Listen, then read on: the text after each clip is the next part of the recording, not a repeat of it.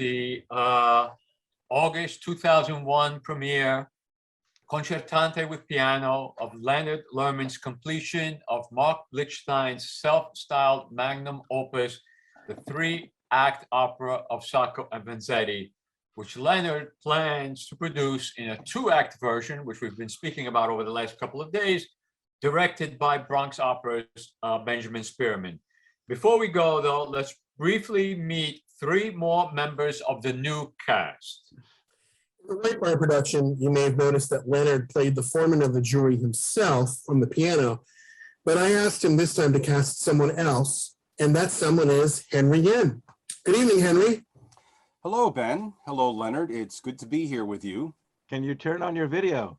I'm trying, but it says I cannot start the video because the host has stopped it. All right, we'll let you do that. There you go. Go ahead. Oh, okay. Here I am. Okay. There you go, Henry. It's good to be here with you. So although the real foreman was named Walter Ripley, believe it or not, and was racist and a chauvinist, we decided to break the color bar, so to speak, and cast an Asian in the role. Henry is actually Chinese royalty, as I recall. We hope you're comfortable with that, Henry. Oh, yes.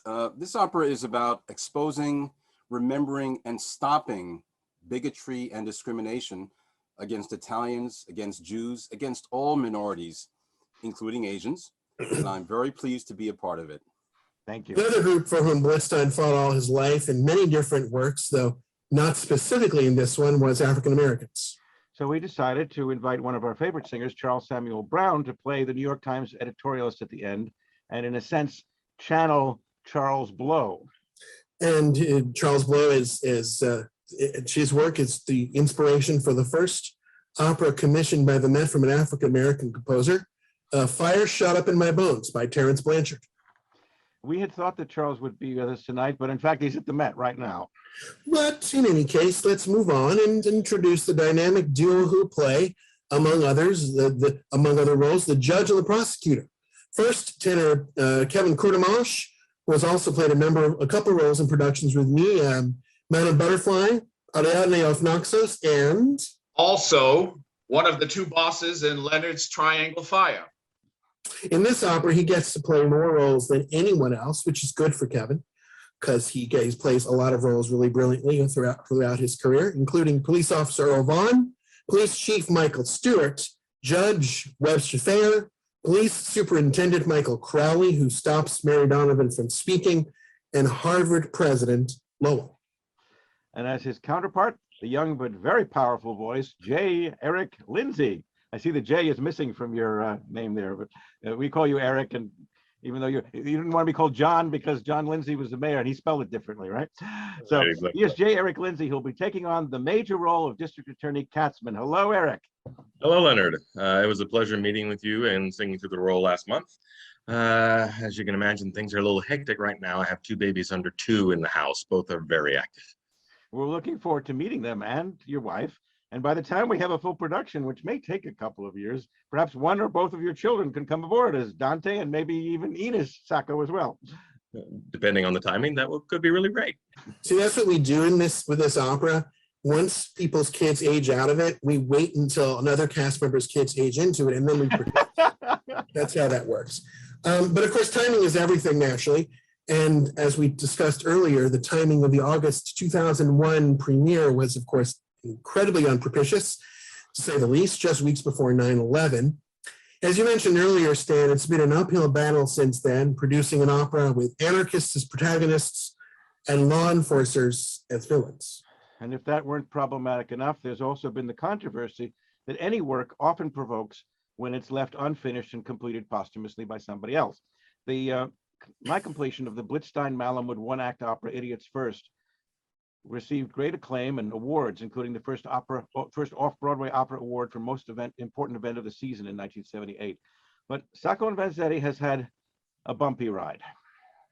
Opera News published a diatribe against it by a critic named Joel Honig, who later died of renal cancer, who hadn't even bothered to attend a performance, provoking what they themselves called a storm of protest letters, of which they printed 5 out of 14, including one from the Blitzstein estate defending me and my work. The estate has specifically authorized the incorporation of the Dukakis exoneration for purposes of closure, as well as the recycling and developing of numerous other Blitzstein works used in the completion?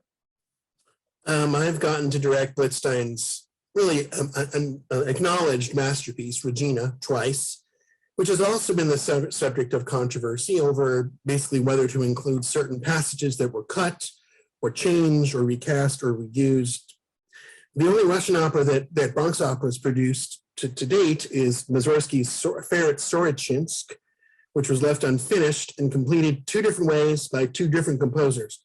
And we also used like an adaptation of one of the completions, which included an English translation. But the version that we used was based on the Vissarion Shebalin completion, in which only the music originally designated for the opera was developed and used in the course of the opera, of the version that we produced. The other completion, which is by Nikolai Tcherepnin.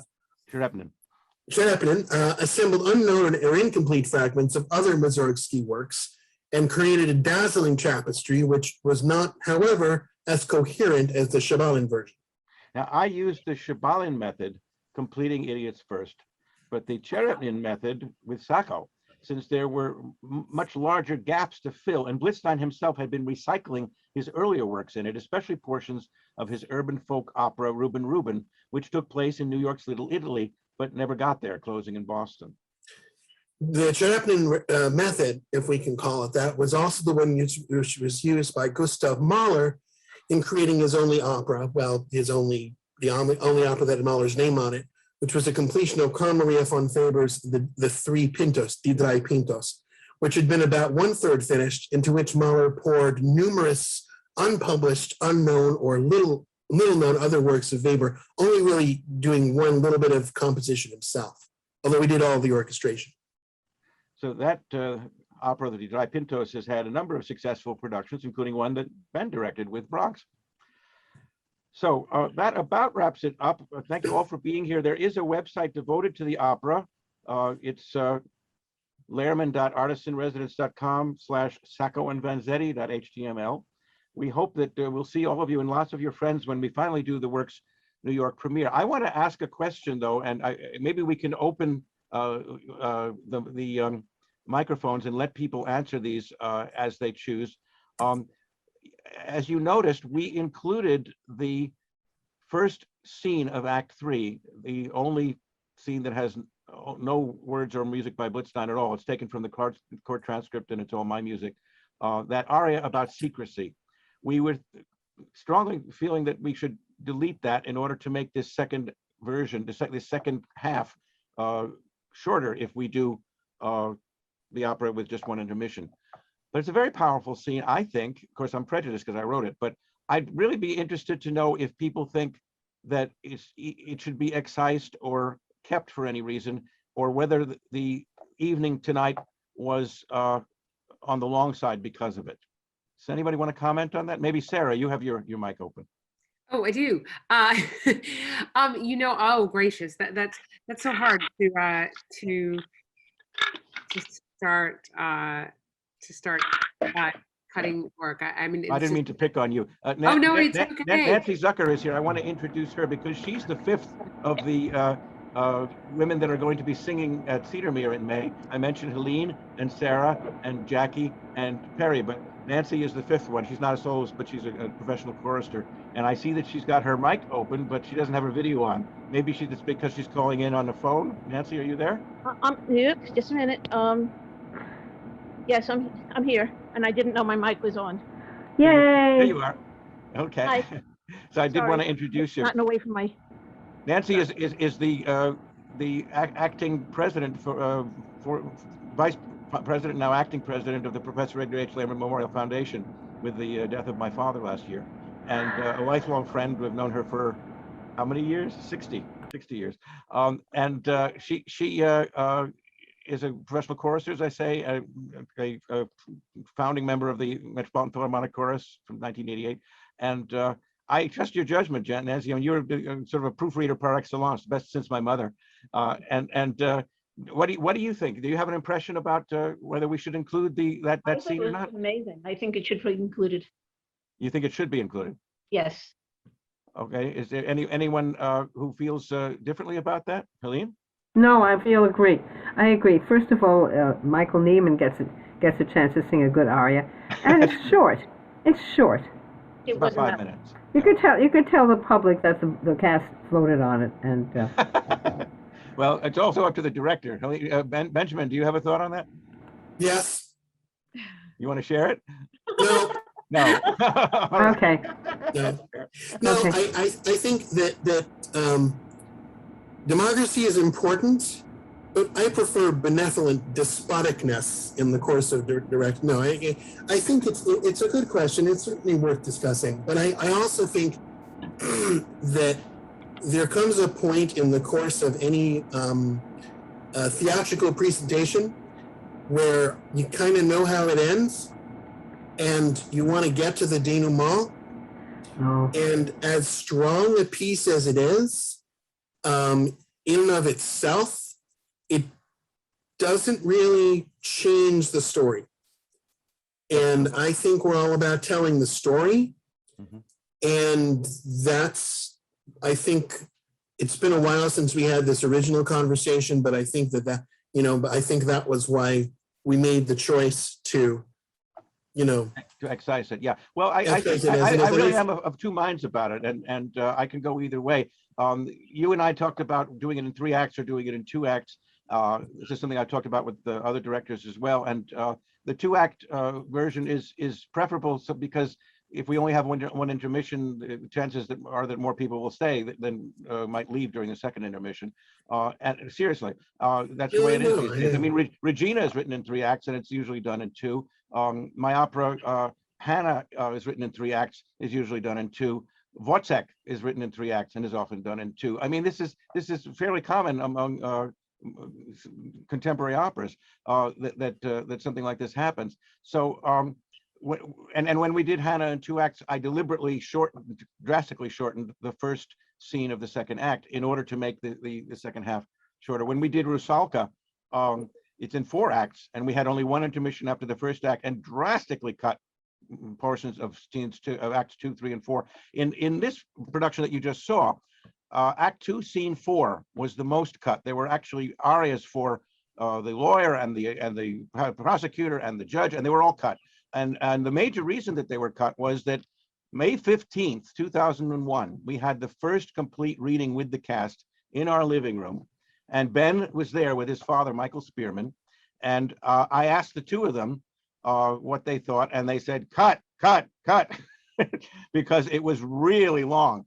And that scene in particular, we felt dragged. I mean, it was based on court transcripts. It wasn't, most of it wasn't by Blitzstein at all, although he'd sketched some of the portions of it. But I was in favor of cutting those portions of Act 2, Scene 4. I'm still on the fence about Act 3, Scene 1, but I'm willing to go either way. And if Ben feels strongly about it, I will go with him. I just wanted to hear what other people had to say. Mm-hmm. Is there another opinion that might be expressed? Kevin Courtemanche, can you put your camera and your microphone back on? You only had 1 line to say tonight, but we'd love to hear more if you're still there. Hello. I was happy with my 1 line. Okay. You were brilliantly delivered too. Yes, I interrupted you. What did you think about the question that we're discussing, the Act 3, Scene 1?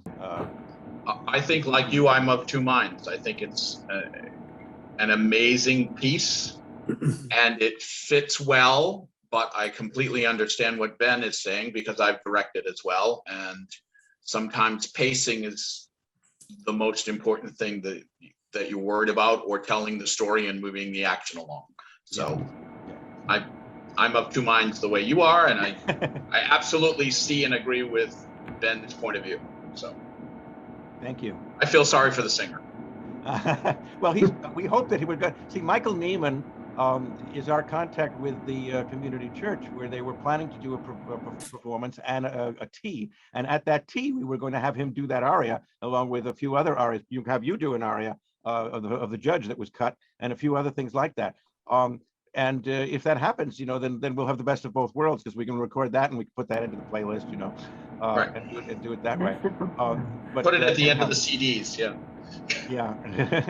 So Perry, you've got your mic on. You want to say something? Yeah, sorry, I lost my connection for a minute, so I missed like what we were just talking about. But can you fill me in on the last few things that were spoken of? Well, we were talking about the aria that begins Act 3, whether it should be retained or cut in the 2-act version. I see, because of timing. Yeah, timing and pacing. Yeah. I mean, I think we can leave it in because I mean it gives more of like a 360-degree story, background story of what's happening, and then we get to connect more with these characters. Yeah. Well, we could, if we do 2 performances, we could include it in one and not in the other. The very first stage production that I did at the age of 11 was Pygmalion with My Fair Lady songs. And Pygmalion ends differently from My Fair Lady. At the end of My Fair Lady, Eliza comes in and Higgins says, "Eliza, where the devil are my slippers?" And in Pygmalion, she never comes back. She goes off with Freddie. We had 2 performances, and I never knew whether she was going to come back or not. And we actually did it 2 different ways. So that's also a possibility, although Ben is shaking his head, and I don't blame him. Okay. Is there anyone else that's on the call that would like to? Now, actually, the publisher is here, Tyler Haddad from Theodore Presser, whom I have spoken with and never met. Tyler, would you like to put on your camera and your microphone and say hello? Well, yes, hello there. Just very briefly, hi, how are you guys doing? Hi, I hope you liked what you heard. Oh, I loved it. It was great. Thank you so much. Thank you for the call and the reminder, and I'm glad I could make it. So it was a great job all around. And yeah, it's great to kind of see the previous cast and the upcoming cast, and I'm excited to see what you do with it moving forward. So thank you again. I really appreciate it. Well, that's a publisher. I like that. I mean, a publisher who really believes in and loves the work. That's what we need. That's what we need more of. So Now, thank you for being there and doing that. Yeah, no problem. Thank you. Sorry.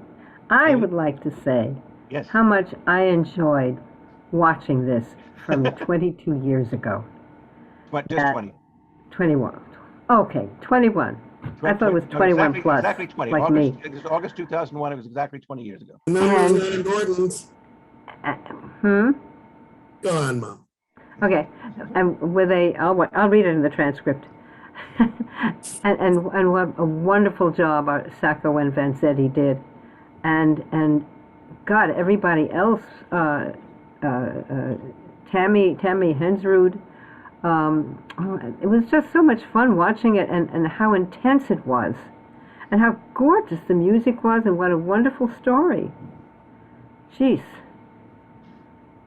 Okay, glad to see this again. Glad we had this retrospective. Yes. What, dear? I said you were beautiful as well. It was Oh, Thank she you. does and still is. She's going to do Mary Donovan again. Yeah, and get the words right this time. Yeah. Right. Notes? Wow. No, it was an incredible experience for us, and reliving it is wonderful. And I was saying to people, this is really a pep rally to get our energy going, and get everybody enthused about doing it again and doing it better. I mean, as Ben said last time, what you saw was the essential core of the opera, but there's so much more that can be done when you really stage it, when you're off book, and when we have some props and some scenery and probably some projections in terms of the scenes. We didn't have that. We had no projections at the White Barn Theater. We had only lighting, which I stayed up all night working with Leo Meyer on. One other thing, Ben, I wanted you to comment on something that you've seen that I've only seen part of, and that is another opera. There are 2 other operas about Sacco, 3 other operas about Sacco and Vanzetti. Let me just talk a little bit about them, and then I'm going to have Ben talk a little bit about the one that he saw. There's an opera by two men in Brussels, in Belgium, and they wrote it in Flemish, and it had over 100 performances in Holland and in Belgium in Flemish, because Flemish is so close to Dutch that the Dutch can understand it too. and it was quite successful. It was more of a musical than an opera, a very pop kind of thing.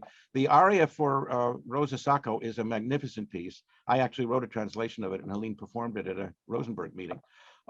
But as a whole, the opera, well, we saw it in a translation at Yale, a very poor translation, unfortunately.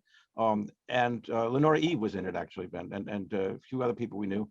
And it has a very nice score, a pretty good libretto, which desperately needs to be better translated. But it's more about the love of Italy. I mean, they have a whole scene all about Italian food, and it's, you know, and there's very little about anarchism or even about politics in it. It's just sort of a love letter to Sacco and Vanzetti. This opera has been scheduled for a recent performance 4 times, and twice, as you know, it was canceled because of the cancellation of the Hofstra Festival. It was also scheduled for next February at UCLA, where Michael Dukakis is on the faculty. That too has been indefinitely postponed because they didn't get the funding or the enrollment they experienced. But 5 years ago, there was a plaque put up in Philadelphia on Mark Blitzstein's birthplace.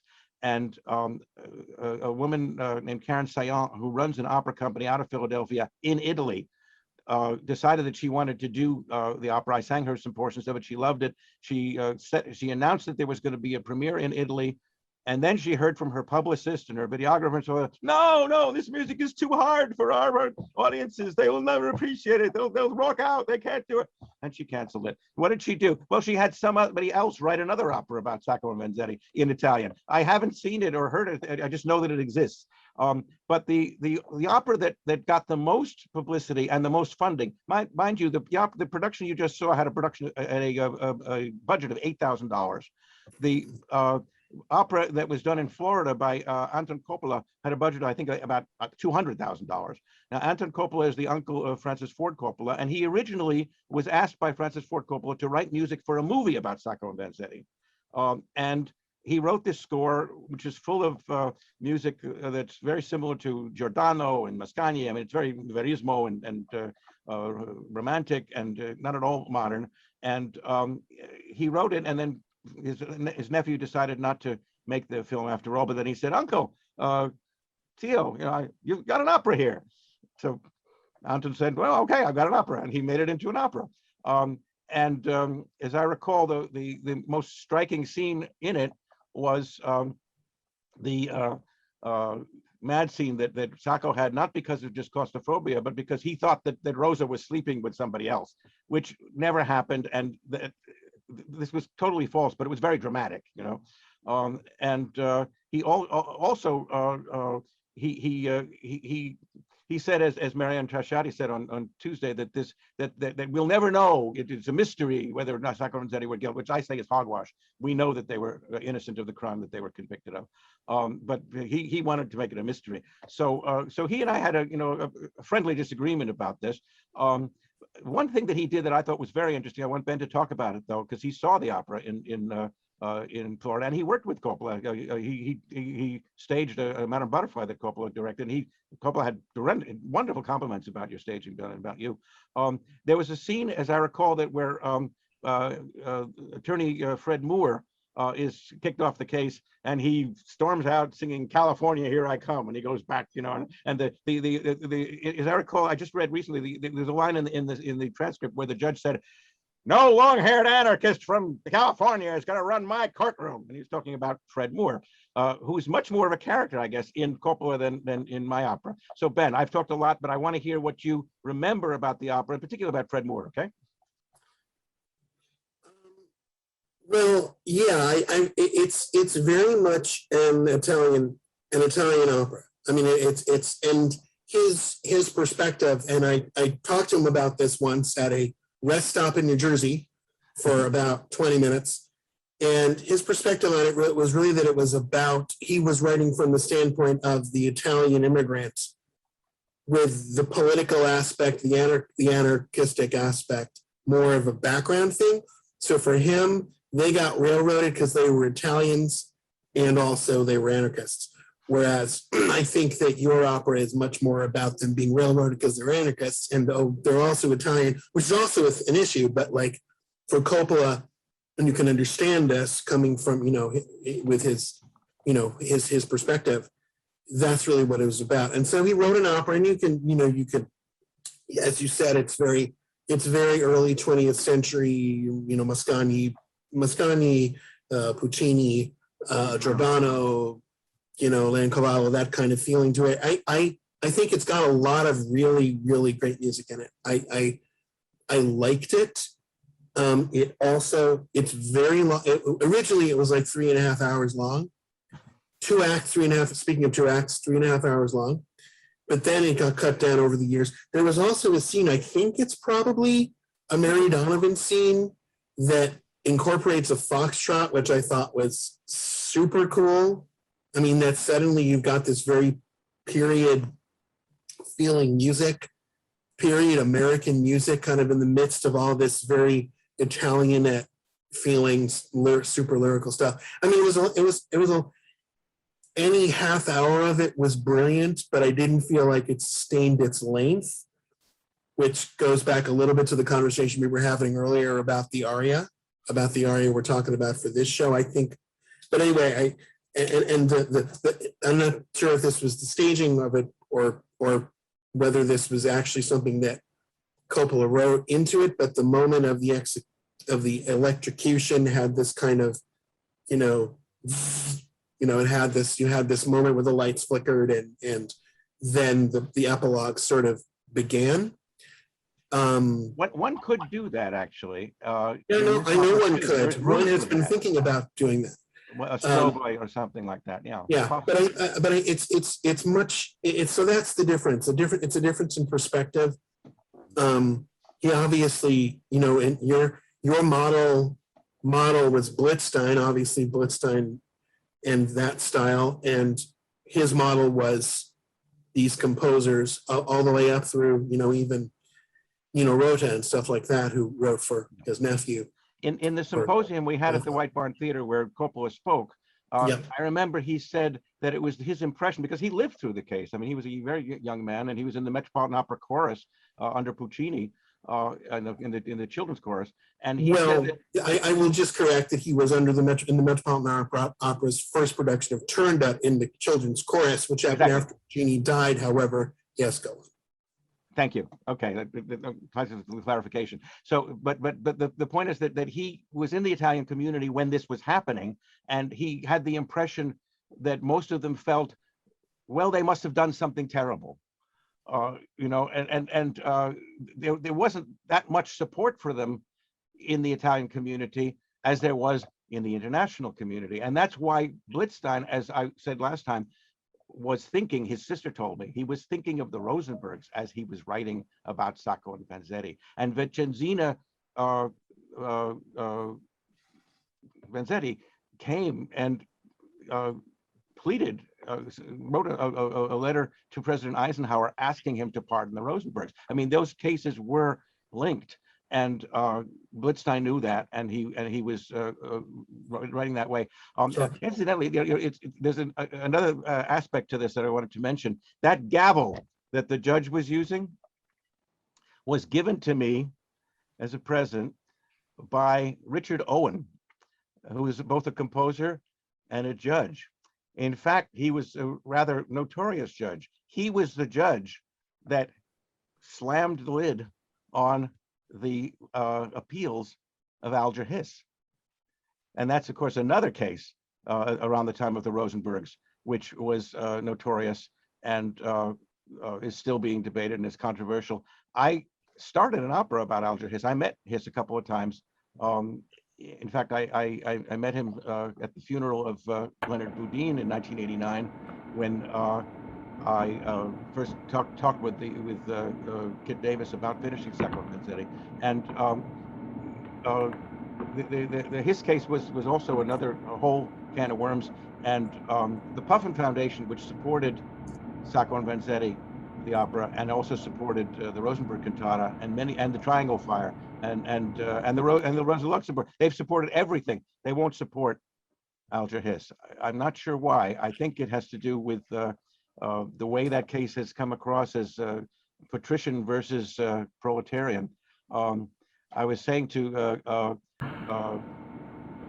Chris Remkus that if we ever get this opera done with Hiss and Chambers, I think maybe I would have him play Hiss, and Ben, I would ask you to consider playing Chambers.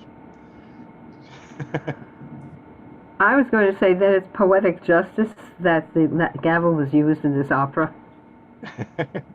Well, it I was, like that. an interesting connection, yes. Yeah. Okay. So, It's 8:30, which is 8:31 is the official time for the ending, but I've been told that we can go longer. Michael Palafian is here. I didn't see him before. Michael, would you like to say hello?